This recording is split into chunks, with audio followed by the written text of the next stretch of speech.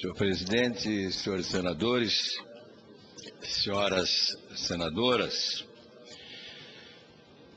aproveito esta quinta-feira tranquila no Senado Federal para iniciar esse pronunciamento homenageando os brasileiros que se utilizam das redes sociais para a manifestação livre do pensamento, criticando, apoiando, denunciando, sugerindo, orientando-nos de forma inteligente, revelando alto nível de conscientização política.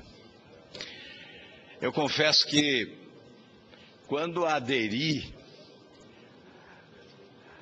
às redes sociais e criei o meu blog, tinha por objetivo prestar contas do meu trabalho no Senado Federal. Mas percebi logo que, além da necessária prestação de contas, o mais importante era ouvir as pessoas. E passei ao Twitter e ao Facebook para uma interação mais rápida.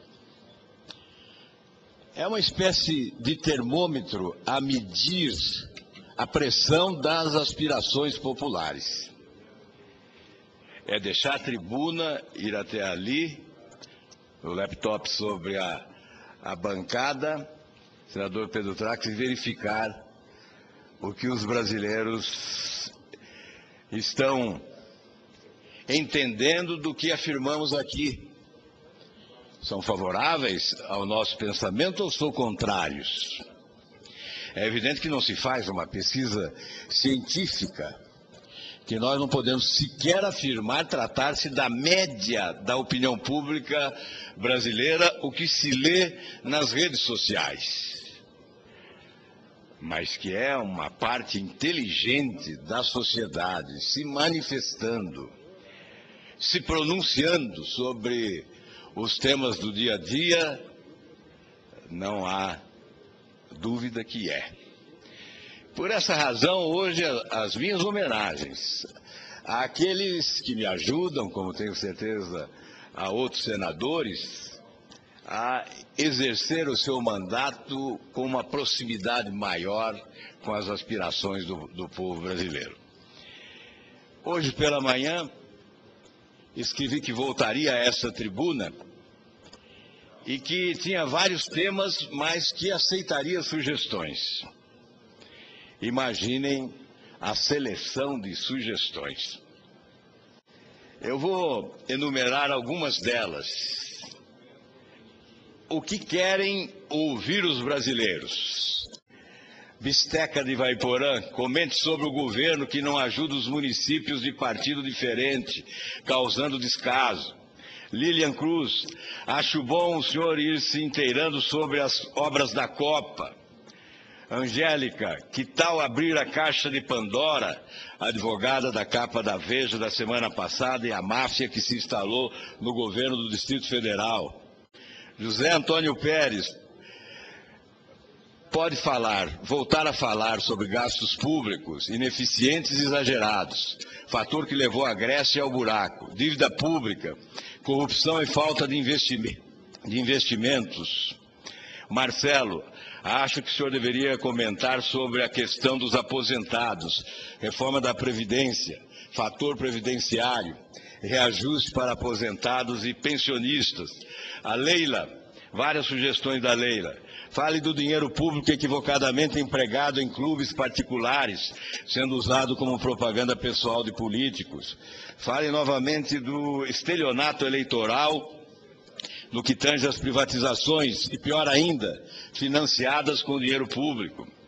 Retorne à frase que o senhor colocou ontem aqui: é injusto que toda a sociedade contribua para custear uma despesa cujo benefício vai apenas a uma parte dessa sociedade. Adam Smith.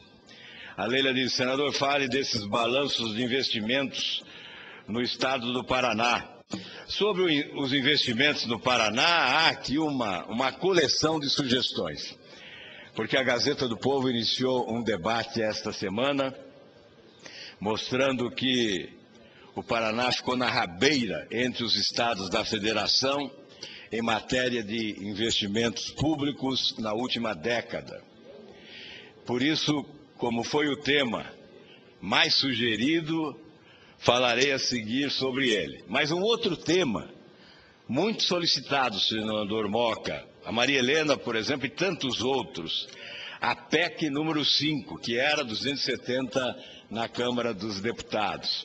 Ela diz: a vida é prioridade. E para nós, a votação desta PEC no Senado tem que ser também prioridade. Esses temas sugeridos serão, obviamente, enfocados aqui nos próximos dias. Hoje quero fazer referência, no tempo que me resta, de matéria da Gazeta do Povo, intitulada "Na contramão da maioria dos estados, Paraná freia obras". Um estudo que revela que de 2000 a 2010, investimentos do governo paranaense em relação ao PIB regional caiu. E a tendência não mudou no ano passado. O Paraná, diz o jornal, foi um dos 9 estados brasileiros que diminuíram seus investimentos públicos de 2000 a 2010 em relação ao seu produto interno bruto. O levantamento mostra ainda que o Paraná ocupa a última colocação entre todos os estados do Brasil em termos de investimentos em comparação com o PIB. E apresenta um gráfico. Em 2000 foram 0,76% do PIB estadual gastos em obras e na compra de bens e equipamentos. 10 anos depois, o índice caiu para 0,62%. O economista do Diese, Fabiano Camargo, explica que o problema está na falta de planejamento dos governos paranaenses. Mais do que oferecer melhores condições de vida à população, a falta de melhoria da infraestrutura inibe o investimento da iniciativa privada, o que naturalmente gera mais empregos. Não há segurança para investir em razão da falta de melhorias, explica Luiz Cláudio, consultor do Conselho Consultivo do IEP, Instituto de Engenharia do Paraná. Bem, senhor presidente, entre as solicitações, uma delas me pede que apresente um gráfico que mostrei já no ano passado, em abril, com os números oficiais, comprovando o índice de investimento de cada governo de 93 a, aliás, de 83 a 2010. Governos do governador José Richa, depois o meu governo e depois os governos, dois governos de Jaime Lerner e 3 governos de Roberto Requião. Foram os governadores desse período. E o que mostra esse gráfico? Esse gráfico mostra que o governo José Richa investiu 68,57% em 4 anos da receita pública. O meu governo investiu 88,94%. E depois os demais governos, com índices que começaram a ser reduzidos. A média por ano do governo Richa foi 17,14% de investimento em relação à receita pública. A média do meu governo foi de 23% ao ano em relação à receita pública. E os demais governos caíram de 13% para 5,30%.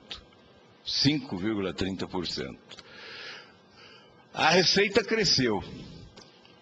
Portanto, o Paraná precisa debater a queda dos investimentos públicos. Quando fui governador do Paraná, o Brasil vivia a mais perversa crise financeira da história da administração pública brasileira. Os estados quebraram, as obras foram paralisadas, o monstro da inflação corroía a receita pública, impedindo que se planejasse para a semana seguinte. Chegamos ao índice inflacionário de 80% ao mês, eu repito, especialmente para os mais jovens, 80% ao mês, não é ao ano. Portanto, a tempestade devastadora da inflação destruía as esperanças de bons governos. E o Paraná, eu tenho o constrangimento de falar de feitos pessoais, mas eu não reputo como algo pessoal, e sim algo que tem origem na formação de uma equipe de pessoas competentes e no apoio de uma sociedade consciente da sua responsabilidade, disciplinada e operante, empreendedora. O Paraná, ao contrário do Brasil, cresceu naquele período. Em matéria recente, a Gazeta do Povo demonstra que enquanto o produto interno bruto do país sofria uma queda, tinha um índice negativo, o Paraná apresentou um crescimento de 23% nos 4 anos da nossa gestão, de 15 de março de 87 a 15 de março de 91. Estou apresentando esses fatos por uma questão de responsabilidade. Fui cobrado a fazer isso e perdi o constrangimento para fazê-lo. Nesse período, o Paraná teve os melhores indicadores sociais. A renda per capita cresceu. A receita pública, que em boa parte era depositada em bancos privados, a receita estadual, em mais de 50%, chegava aos cofres do antigo Bamerindos, que tem como sucedâneo o HSBC. Imediatamente determinamos que o total da receita pública do Estado deveria ser depositada no Banco do Estado do Paraná. O banco deixou de atender interesses político-partidários e passou a se profissionalizar.